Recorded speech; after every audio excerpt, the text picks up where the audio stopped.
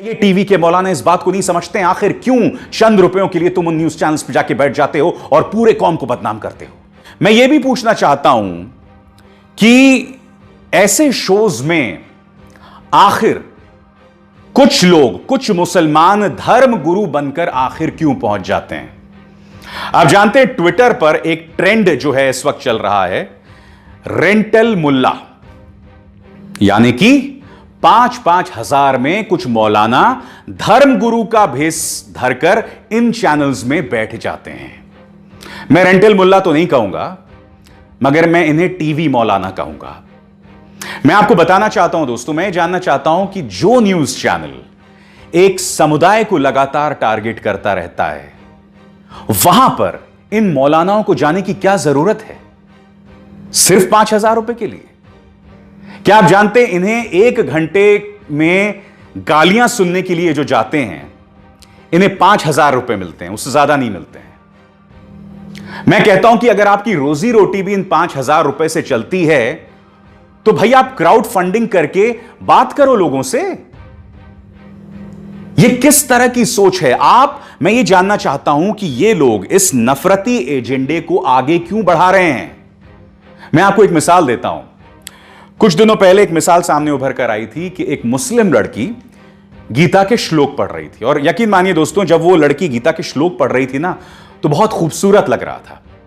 अब एक news channel ने क्या चालाकी की, उस लड़की को बिठा दिया स्टूडियो में और उसके सामने 2 लंबी लंबी दाढ़ी वाले मौलाना बिठा दिए, और उस पूरे 1 घंटे के कार्यक्रम में वो मासूम लड़की तो गीता के श्लोक पढ़ रही थी, और वो दो मौलाना जो हैं बोल रहे थे, देखिए हमारे इस्लाम में ये अलाउड नहीं है, ये नहीं है, फलाना ढिमकाना। अब आप सोचिए, ये तस्वीर जब दिखाई जाती है तो इसका क्या फर्क पड़ता है आम जनमानस पर। उन 2 मौलानाओं को वहां जाने की क्या जरूरत थी। यही तो एक खूबसूरती है ना इस देश की, जहां मुसलमान गीता के श्लोक पढ़ सकता है, जहां एपीजे अब्दुल कलाम को हम अपने माथे पर, हम सराखों पर बिठाते हैं, जहां आज की तारीख के 3 बड़े सुपरस्टार्स तीनों मुसलमान हैं। यही तो खूबसूरती है ना इस देश की। मैं आज इसलिए बता रहा हूं क्योंकि इन्हीं न्यूज चैनल्स पर जब पालघर लिंचिंग को हिंदू मुस्लिम बनाने की कोशिश की जा रही थी, ये टीवी मौलाना वहां जाकर बैठ जाते हैं। आखिर क्यों? ये आपकी जिम्मेदारी है। अगर आप इनके परिवार के सदस्य हैं तो इनसे बोलिए कि ऐसा शर्मनाक काम न करें, क्योंकि इसके जरिए सिवाय समाज के अंदर दोहराव पैदा करने के और कुछ नहीं हो रहा है। सिवाय मुसलमानों की बदनामी के कुछ नहीं हो रही है इसके जरिए। और अंत में सवाल मैं प्रधानमंत्री से भी करना चाहता हूं। प्रधानमंत्री, हाथ जोड़कर मेरी प्रार्थना है आपसे, इन चैनल्स के जहर पर लगाम लगाइए। मैं जानता हूं कि योगी आदित्यनाथ की उत्तर प्रदेश पुलिस ने कई न्यूज चैनल्स के जहर का पर्दाफाश किया है, मगर इनके खिलाफ एफआईआर दर्ज की जाए इस जहर को फैलाने के लिए।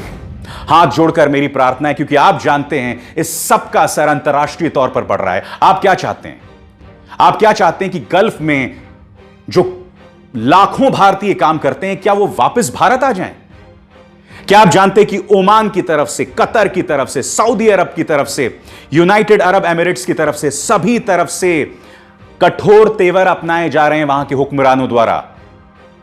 क्यों?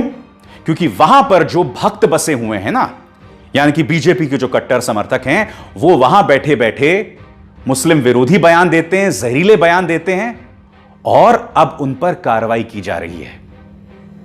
मैं आपसे हाथ जोड़कर प्रार्थना करता हूं प्रधानमंत्री, मैं जानता हूं कि आपको ही नहीं, संयुक्त अरब अमीरात में हमारे जो एम्बेसडर हैं, जो हमारे ओमान में एम्बेसडर हैं, सबको बयान देना पड़ा। यहां तक कि हमारे माइनॉरिटी अफेयर्स मिनिस्टर इन सज्जन मुख्तार अब्बास नकवी को भी बयान देना पड़ा कि भारत जो है मुसलमानों के लिए स्वर्ग है। मैं नहीं जानता हूं कौन सा स्वर्ग है। स्वर्ग भेजने की बात तो नहीं कर रहे हैं कहीं आप। खैर, वो बात अलग है, मगर जो मैं आपसे कह रहा हूं कि वक्त आ गया है कि इस तरह के जहरीले मीडिया पे कृपया लगाम लगाइए। जी हां, लगाम लगाइए। उसके अलावा कोई चारा नहीं है। देश चल नहीं पाएगा। हम मजबूत हैं, हम एक हैं, हम बिखर नहीं सकते हैं, मगर घुटनों पे चलना कोई चलना नहीं होता है। आज मैं आप सबसे हाथ जोड़कर प्रार्थना कर रहा हूं, एक पत्रकार होने के नाते नहीं, बल्कि एक इस देश के एक नागरिक होने के नाते, कि कृपया इस जहर को अपने मन, अपनी आत्मा का हिस्सा मत होने दीजिए, क्योंकि इससे कोई एक समुदाय को नुकसान नहीं पहुंचने वाला है, पूरा देश इसमें डूब जाएगा। भारतीय जनता पार्टी के ये नफरती नेता बाज आएं, जिन न्यूज चैनल्स का मैं जिक्र कर रहा हूं, ये लोग बाज आएं, क्योंकि जिन न्यूज चैनल्स पर ये एंकर्स काम करते हैं, तुम्हारे भी बच्चे हैं, तुम्हारे भी बच्चे स्कूल जाते हैं। आप क्या चाहते हैं? कल्पना कीजिए, आप